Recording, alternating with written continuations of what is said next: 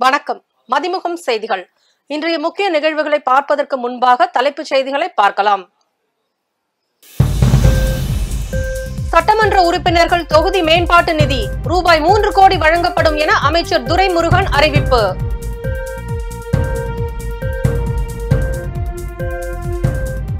அவசர நிலை அமல்படுத்தப்பட்டது குறித்த பேச்சு. ஓம் பிர்லாவின் பேச்சால் முதல் நாளிலேயே மக்களவையில் கடும் அமளி.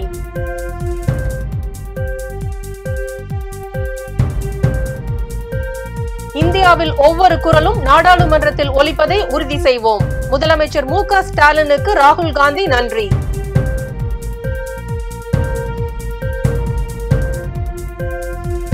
மக்களவையில் தலைவர்களின் சிலைகள் அகற்றம். சபாநாயகர் மைக் ஆஃப் செய்ததற்கு இந்தியா கூட்டணி எம்பிக்கள் கண்டனம். டெல்லி மதுபான கொள்கை தொடர்பான வழக்கு. டெல்லி உயர்நீதிமன்றம் இடைக்கால தடை. சட்டமன்ற உறுப்பினர்கள் தொகுதி மேம்பாட்டு நிதியாக ரூபாய் 3 கோடி வழங்கப்படும் என சட்டப்பேரவையில் அவை முன்னவர் அமைச்சர் துரைமுருகன் அறிவித்துள்ளார்.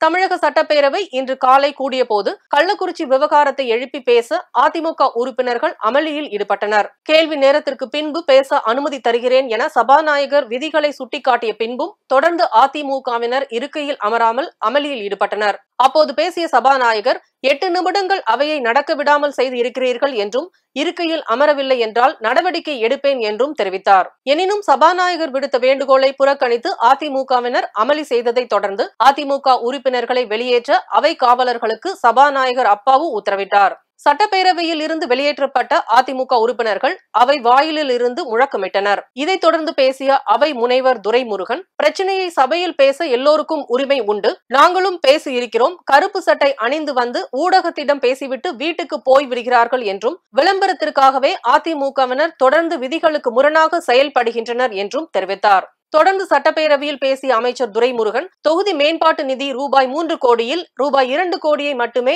எம்எல்ஏக்கள் செலவிட அனுமதி இருந்தது. மீதமுள்ள ரூபாய் 1 கோடியை அரசு பரிந்துரைக்கும் திட்டத்துக்கு எம்எல்ஏக்கள் செலவிட வேண்டி இருந்தது.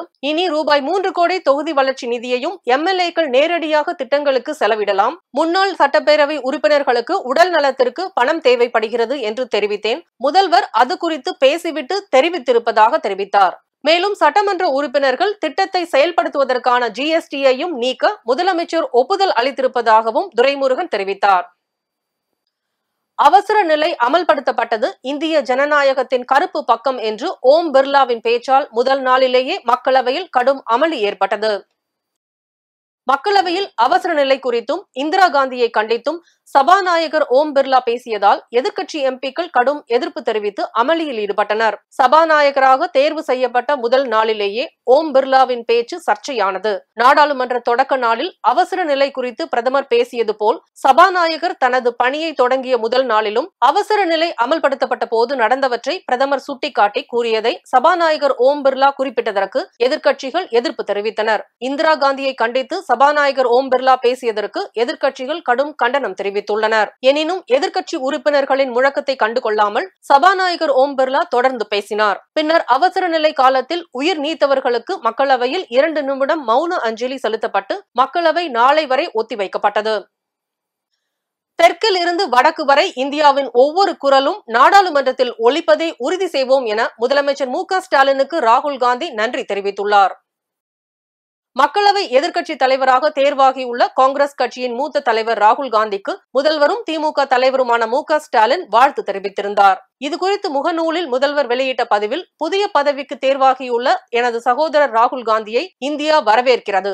மக்களவையில் அவரது குரல் தொடர்ந்து வலிமையாக ஒலிக்கட்டும் என்று வாழ்த்தியிருந்தார். முதலமைச்சர் மு.க. ஸ்டாலின் வாழ்த்துக்கு நன்றி தெரிவிக்கும் விதமாக நாடாளுமன்ற எதிர்க்கட்சி தலைவர் ராகுல் காந்தி தனது எக்ஸ் தள பதிவில் கூறியதாவது: நன்றி எனது அன்பு சகோதரர் ஸ்டாலின் அவர்களே. தெற்கிலிருந்து வடக்கு வரை இந்தியாவின் ஒவ்வொரு குரலும் நாடாளுமன்றத்தில் ஒலிப்பதை உறுதி செய்வோம். நமது அரசியல் அமைப்பில் குறிப்பிட்டுள்ளபடி கூட்டாட்சி கட்டமைப்பை வலுப்படுத்துவோம். இவ்வாறு ராகுல் காந்தி எக்ஸ் தள பதிவில் குறிப்பிட்டிருந்தார். மக்களவையில் தலைவர்களின் சிலைகள் அகற்றம் குறித்து திருமாவளவன் பேசும்போது சபாநாயகர் மைக் ஆஃப் செய்ததற்கு இந்தியா கூட்டணி எம்பிக்கள் கண்டனம் தெரிவித்து வருகின்றனர். நாடாளுமன்ற வளாகத்தில் காந்தி உள்ளிட்ட தலைவர்களின் சிலைகள் அகற்றம் குறித்து கேள்வி எழுப்பிய போது மைக் அணைக்கப்பட்டது. நாடாளுமன்ற மக்களவையின் புதிய சபாநாயகராக தேர்வான ஓம் பிர்லாவிற்கு வாழ்த்து தெரிவித்து விசிக தலைவரும் சிதம்பரம் தொகுதி எம்பியுமான திருமாவளவன் உரையாற்றினார். அப்போது பேசிய அவர், நாடாளுமன்றத்தில் உள்ள செங்கோல் அதிகாரத்தின் அடையாளம் அல்ல, நீதி தவறாமைக்கு அடையாளம். கடந்த முறை போன்று ஒரு சார்பாக செயல்படாமல் அனைவருக்கும் வாய்ப்பு தர வேண்டும் என்று கூறினார். நாடாளுமன்ற வளாகத்தில் இருந்து புரட்சியாளர் அம்பேத்கர், மகாத்மா காந்தியடிகள் போன்ற மாபெரும் தலைவர்களின் சிலையை ஒரு ஓரமாக கொண்டு போய் வைத்துள்ளீர்கள். காந்தி சிலையை மீண்டும் பழைய இடத்தில் நிறுவ வேண்டும். இவ்வாறு அவர் பேசினார். அப்போது காந்தி அம்பேத்கர் சிலை இடைமாற்றம் குறித்து திருமாவளவன் பேசும் பொழுது மைக் அணைக்கப்பட்டது. மக்களவையில் திருமாவளவன் பேசிய போது மைக் அணைக்கப்பட்டதற்கு இந்தியா கூட்டணி எம்பிக்கள் எதிர்ப்பு தெரிவித்து முழக்கமிட்டனர். ஓம் பிர்லாவை வாழ்த்தி பேசும் போதே எதிர்க்கட்சிகளின் ஆக்கப்பூர்வ விமர்சனத்தை பொறுத்துக் கொள்ள மறுப்பதாக புகார் தெரிவித்தனர்.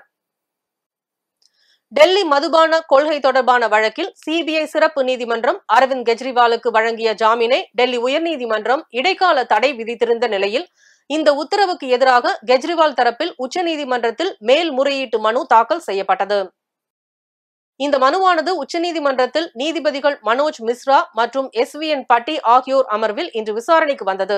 அப்போது கெஜ்ரிவால் தரப்பில் ஆஜரான மூத்த வழக்கறிஞர் அபிஷேக் மனு சிங்வி இந்த விவகாரத்தில் டெல்லி உயர்நீதிமன்றம் இறுதி தீர்ப்பு வழங்கிவிட்டதால் எங்களது மனு தானாகவே காலாவதி ஆகிவிட்டது. எனவே அதனை திரும்ப பெற நீதிமன்றம் அனுமதிக்க வேண்டும் என்று கோரிக்கை வைத்தார். ஆனால் இதற்கு அமலாக்கத்துறை தரப்பில் ஆஜரான சொலிசிட்டர் PV ராஜு கடும் எதிர்ப்பு தெரிவித்தார். அவரது கோரிக்கையை நிராகரித்த நீதிபதிகள் மதுபான கொள்கை விவகாரம் டெல்லி உயர்நீதிமன்றம் வழங்கிய இடைக்கால உத்தரவுக்கு எதிராக தொடரப்பட்ட மேல்முறையீட்டு மனுவை கெஜ்ரிவால் தரப்பு திரும்ப பெற அனுமதி வழங்கப்படுகிறது. இறுதி தீர்ப்புக்கு எதிராக புதிய மனு தாக்கல் செய்யவும் அனுமதி வழங்கப்படுகிறது என்று உத்தரவிட்டு முன்னதாக தாக்கல் செய்திருந்த மனுவை தள்ளுபடி செய்து வழக்கை முடித்து வைத்தனர். தமிழக சட்டசபையில் இன்று நிதி, மனிதவள மேலாண்மை, ஓய்வூதியங்களும் ஏனைய ஓய்வு கால நன்மைகள் துறைகளின் மானிய கோரிக்கைகள் மீது விவாதம் நடைபெற்றது. நிதி மற்றும் மனிதவள மேலாண்மை துறை அமைச்சர் தங்கம் தென்னரசு கூறுகையில், அரசு ஊழியர்களுக்கு பழைய ஓய்வூதிய திட்டத்தை அமல்படுத்துவது தொடர்பான கொள்கை பரிசீலனையில் உள்ளது என்றும் அதற்கான சாத்தியக்கூறுகளை ஆராய அமைக்கப்பட்ட குழு ஓய்வூதிய ஒழுங்குமுறை வளர்ச்சி ஆணையம் உள்ளிட்ட அமைப்புகளுடன் ஆலோசனை நடத்தி வருகிறது என்றும் தெரிவித்தார். மேலும் பேசிய அவர், மத்திய மாநில அரசின் திட்டத்திற்கு மத்திய அரசின் பங்களிப்பு குறைந்து கொண்டு வருகிறது. குறிப்பாக பிரதம மந்திரி வீட்டு வசதி திட்டத்தில் நகரங்களில் வீடு கட்ட மத்திய அரசு ரூபாய் 1.5 லட்சமும், தமிழ்நாடு அரசு ரூபாய் 12 முதல் ரூபாய் 14 லட்சமும் நிதி தருகிறது. தமிழகத்திற்கு ரயில்வே, நெடுஞ்சாலை உள்ளிட்ட உள்கட்டமைப்பு திட்டங்களில் மத்திய அரசு மாற்றாந்தாய் மனதுடன் நடந்து கொள்கிறது என்று தெரிவித்தார். தமிழகத்திற்கு வரவேண்டிய திட்டங்கள் எல்லாம் உத்தரப்பிரதேசத்துக்கு செல்வது யாரால் என அனைவருக்கும் தெரியும் என தெரிவித்த அவர், மாநில திட்டங்களுக்கான நிதியை ஒதுக்கீடு செய்யும் போது மாநிலங்களில் உள்ள பிரச்சனைகளின் அடிப்படையில் நிதியை ஒதுக்க வேண்டும் என தெரிவித்தார். சென்னை 2ஆம் கட்ட மெட்ரோ ரயில் திட்டத்தால் தமிழக அரசுக்கு ரூபாய் 12,000 கோடி அளவுக்கு நிதி சுமை ஏற்பட்டுள்ளது. 2ஆம் கட்ட மெட்ரோ ரயில் திட்டத்திற்கான நிதி மத்திய அரசால் வழங்கப்படவில்லை. நாக்பூர், கொச்சி, பூனே ஆகிய நகரங்களுக்கு 2ஆம் கட்ட மெட்ரோ திட்டங்களுக்கு மத்திய அரசு நிதியும் அனுமதியும் வழங்கியுள்ளது. மத்திய அரசு நிதி ஒதுக்கி இருந்தால் இந்த தொகையை வேறு திட்டத்திற்கு ஒதுக்கீடு செய்திருப்போம். மத்திய அரசின் நியாயமற்ற செயலால் அரசுக்கு கூடுதலாக ரூபாய் 12,000 கோடி கூடுதல் செலவினம் ஏற்பட்டுள்ளது. தமிழகத்திற்கு பேரிடர் நிவாரண நிதியாக ரூபாய் 37,000 கோடி கோரப்பட்ட நிலையில் ரூபாய் 232 கோடி மட்டுமே நிதி ஒதுக்கீடு செய்யப்பட்டுள்ளது. தமிழகத்திற்கு அநீதி இழைக்கப்படுகிறது என அவர் கூறினார். OR கைச்சோண்டே மருத்துவ கல்வி ஆராய்ச்சி அறக்கட்டளையின் ஒரு அங்கமான ORG கேர் சார்பில் சுனிதி சாலமன் நினைவு கருத்தரங்கு நடைபெற்றது. இது குறித்து இதன் நிர்வாக அறங்காவலர் சுனில் சுவாஸ் சாலமன் கூறுகையில், சுனிதி சாலமன் நினைவு கருத்தரங்கை நடத்துவதையும் எனது தாயின் நினைவாக எங்களின் புதிய சுகாதார மையம் திறக்கப்பட்டதையும் நாங்கள் பெருமையாக கருதுகிறோம். இந்த நிகழ்ச்சிகள் எங்களின் புதிய மருத்துவ கண்டுபிடிப்புகள் மற்றும் மனிதநேயமிக்க மருத்துவ பராமரிப்பு மற்றும் குறைந்த கட்டணத்தில் அனைவருக்குமான மருத்துவ சேவைகளை வழங்குவதற்கான எங்கள் உறுதிப்பாட்டை பிரதிபலிக்கிறது என்று தெரிவித்தார். இந்த கருத்தரங்கு பத்மஸ்ரீ டாக்டர் சுனிதி சாலமனின் நீண்ட பாரம்பரியத்தையும் சுகாதார பாதுகாப்பில் அவர் ஆற்றிய மகத்தான பங்களிப்புகளையும் கௌரவிக்கும் விதமாக நடத்தப்பட்டது. இந்த நிகழ்ச்சியில் பல்வேறு துறைகளை சேர்ந்த முக்கிய பிரமுகர்கள், ஒத்துழைப்பாளர்கள், சமூக தலைவர்கள் மற்றும் சுகாதார பணியாளர்கள் ஆகியோர் கலந்து கொண்டனர். சர்வதேச போதைப் பொருள் ஒழிப்பு தினத்தை முன்னிட்டு பல்வேறு மாவட்டங்களில் மாணவர்கள் மற்றும் அரசு அலுவலர்கள் பேரணியாக சென்று விழிப்புணர்வை ஏற்படுத்தினர். அரியலூர் மாவட்ட காவல்துறை சார்பில் நடைபெற்ற போதைப் பொருள் எதிர்ப்பு விழிப்புணர்வு பேரணியில் 1000க்கும் மேற்பட்ட மாணவர்களுடன் மாவட்ட ஆட்சியர் ஆனிமேரி ஸ்வர்ணா நடந்து சென்று மக்களிடையே விழிப்புணர்வை ஏற்படுத்தினார். அதேபோல் சென்னையை அடுத்த பெரும்பாக்கத்தில் போதை ஒழிப்பு குறித்து பொதுமக்களிடையே விழிப்புணர்வு ஏற்படுத்தும் வகையில் மது விலக்கு அமலாக்க பிரிவு காவலர்கள் அரசு பள்ளி மாணவர்களுடன் இணைந்து விழிப்புணர்வு பேரணியில் ஈடுபட்டனர்.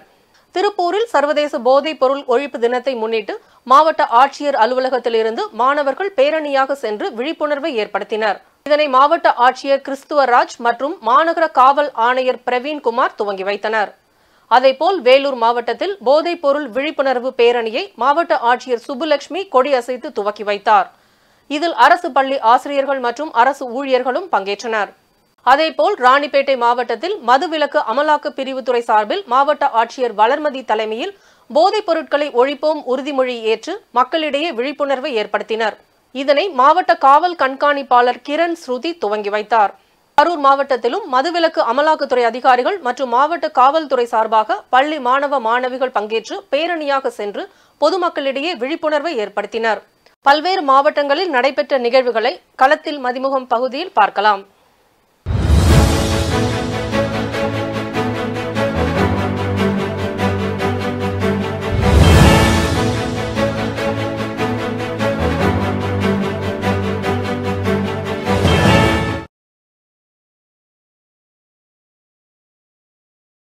திருப்பத்தூர் மாவட்டம் ராஜபாளையம் ஸ்ரீ வராகி அம்மன் திருக்கோவிலில் மகா கும்பாபிஷேகம் திருவிழா வெகு விமர்சையாக நடைபெற்றது.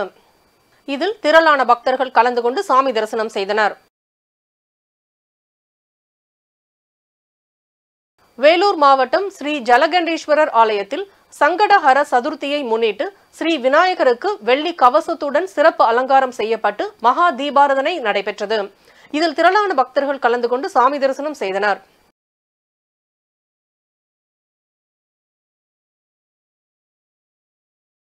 மயிலாடுதுறை மாவட்டம் தரங்கம்பாடியில் ஆரம்ப கால ஒரு சக்கர சைக்கிளை ஓட்டி அசத்தும் முதியவரை பலரும் பாராட்டி வருகின்றனர்.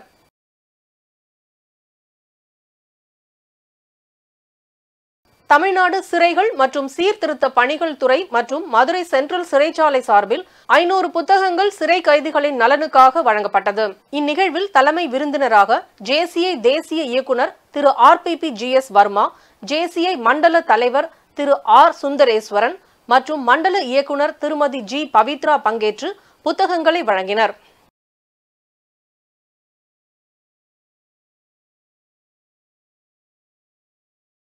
கரூர் மாவட்டம் தனியார் பள்ளியில் 7ஆம் வகுப்பு படித்து வரும் மாணவன் அகிலேஷ் 1330 திருக்குறள்களை ஒப்புவித்து சாதனை படைத்துள்ளார்.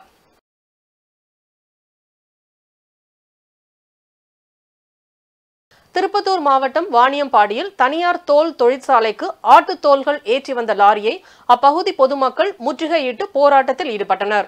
இந்த தொழிற்சாலையால் பல நோய்கள் பரவி வருவதாகவும் குற்றச்சாட்டு அளித்துள்ளனர்.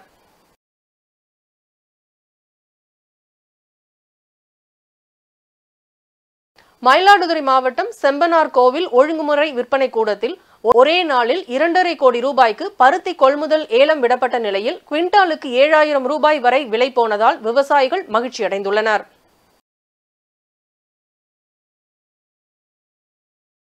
வேலூர் மாவட்டம் பள்ளிக்குப்பம் பகுதியில் உள்ள இருப்பு பாதை சந்தித்த கடவு மூடப்பட்டதால் அப்பகுதி வழியே செல்ல முடியாமல் பொதுமக்கள் மற்றும் வாகன ஓட்டிகள் 50 கிலோமீட்டர் சுற்றி செல்லும் நிலை ஏற்பட்டதால் இதுபோன்ற சூழலில் முன்னெச்சரிக்கை கொடுக்கும்படி அப்பகுதி மக்கள் கோரிக்கை விடுத்துள்ளனர்.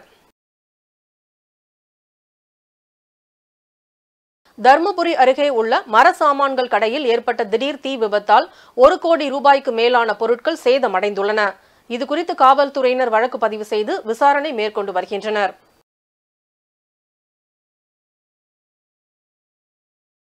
திருப்பத்தூர் மாவட்டம் ஆம்பூர் அரசு பள்ளி ஆசிரியை எண்ணும் எழுத்தும் பயிற்சிக்கு செல்லும் வழியில் மயங்கி விழுந்து உயிரிழந்துள்ளார். இந்த சம்பவம் அப்பகுதியில் பெரும் சோகத்தை ஏற்படுத்தியுள்ளது. மேலும் இது விபத்தா அல்லது வேறு ஏதேனும் காரணமா என காவல்துறையினர் விசாரணை மேற்கொண்டு வருகின்றனர்.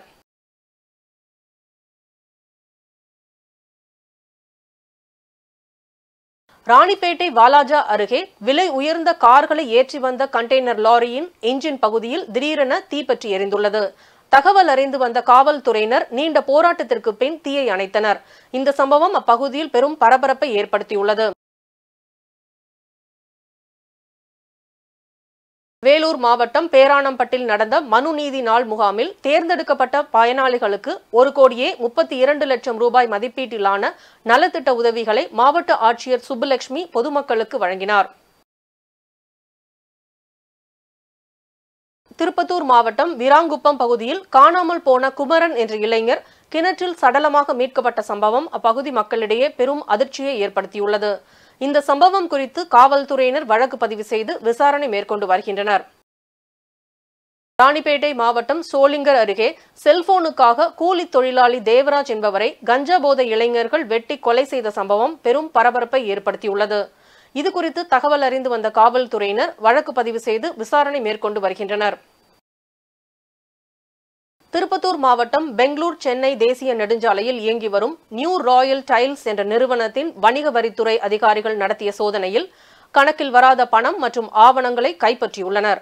மேலும் அந்நிறுவனத்தின் உரிமையாளர் முகமது சுஃபியான் என்பவரிடம் தொடர் விசாரணை நடத்தப்பட்டு வருகிறது.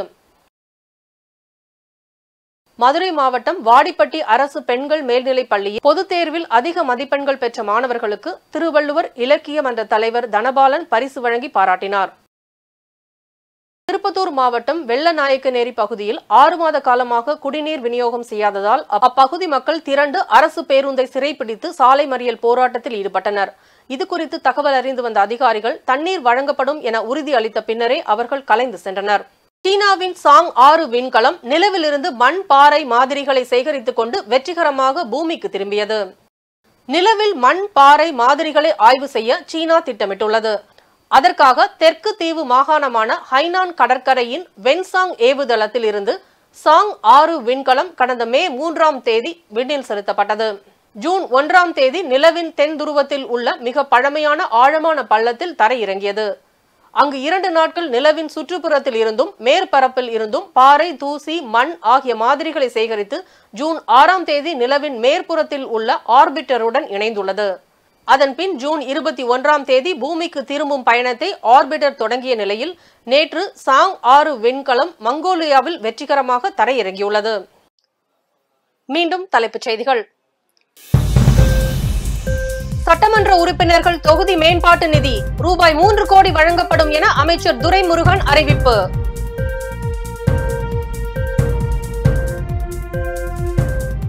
அவசர நிலை அமல்படுத்தப்பட்டது குறித்த பேச்சு. ஓம் பிர்லாவின் பேச்சால் முதல் நாளிலேயே மக்களவையில் கடும் அமளி.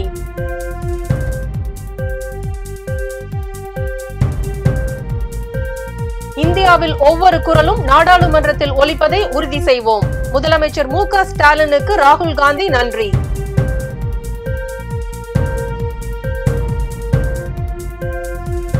மக்களவையில் தலைவர்களின் சிலைகள் அகற்றம். சபாநாயகர் மைக் ஆஃப் செய்ததற்கு இந்தியா கூட்டணி எம்பிக்கள் கண்டனம். டெல்லி மதுபான கொள்கை தொடர்பான வழக்கு. டெல்லி உயர்நீதிமன்றம் இடைக்கால தடை. இத்துடன் செய்திகள் நிறைவடைந்தன. மீண்டும் செய்திகள் காலை 8 மணிக்கு. மேலும் செய்திகளை தெரிந்து கொள்ள மதிமுகம் பிரைம் யூடியூப் தளத்தில் இணைந்திருங்கள்.